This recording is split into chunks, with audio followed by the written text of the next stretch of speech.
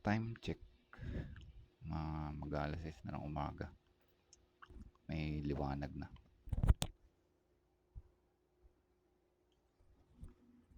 So, hindi, bubuksan ko yung ilaw dito sa loob ng kwarto.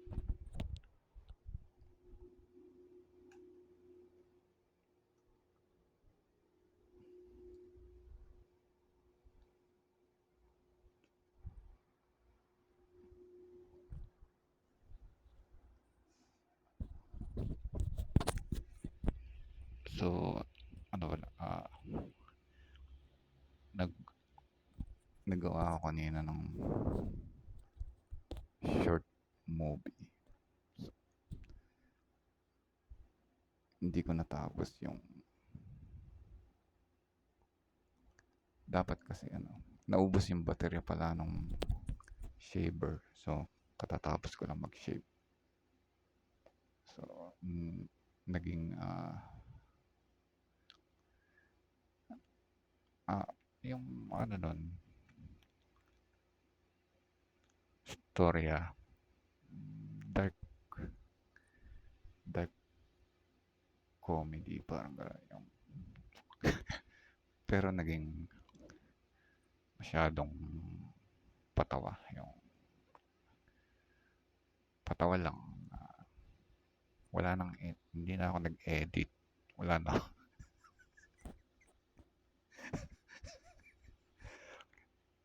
wala na akong ma-edit. Wala na akong panahon mag-computer. So, pero hindi yung storya dapat nun kasi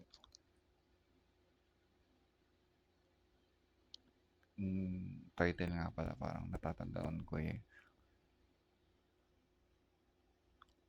titikman ko pa lang pero natikman ko na pala. So,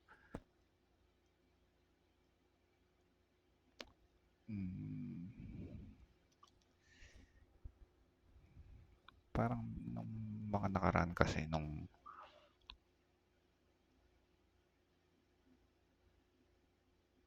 yun, naramdaman ko nung 30s plus. Hindi nga, 30s plus pa rin naman ako nyo.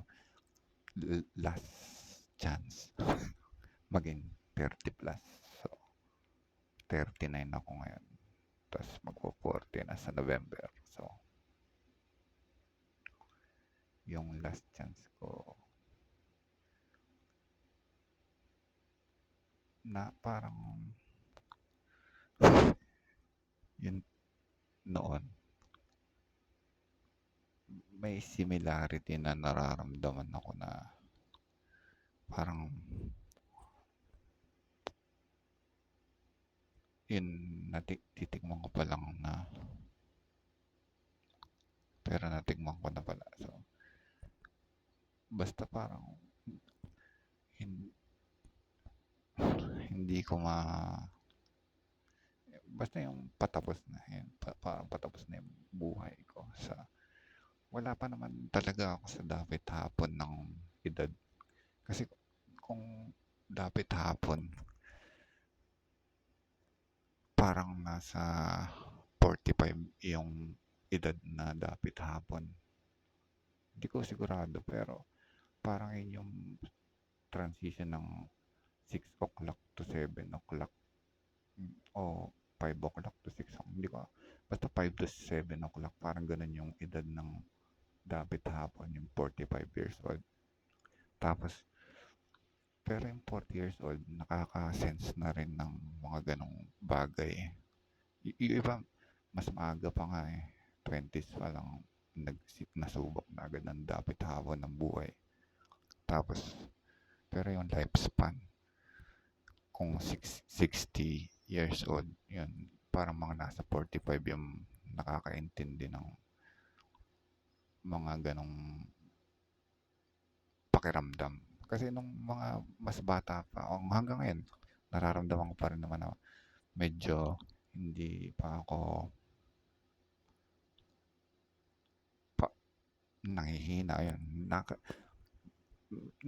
may panghihina na pero hindi pa ako totally nanghihina na ayoko ng kumilos, yung hindi na ako nag kumakain, hindi ko na inaalaga yung sarili ko. So, ganun yung mga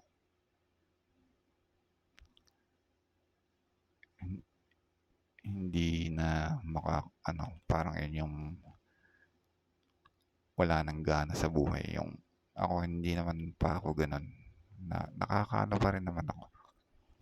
Nakaka nakakakilos ng maayos. Eh, iningatan ko yung kalusugan ko na nakapagpapayat naman ako pero yung ibang mga bagay hindi ko magawa. Yung gitara, tapos mga games yan. Nag-concentrate muna ako sa pag-exercise. Pero parang naisip ko, gusto ko mag-concentrate pa rin sa exercise kung magagawa ko hanggang birthday ko. So, hindi ko sigurado kung yan, pagka tumagal ako ng hanggang birthday ko. Hindi ko alam. Basta.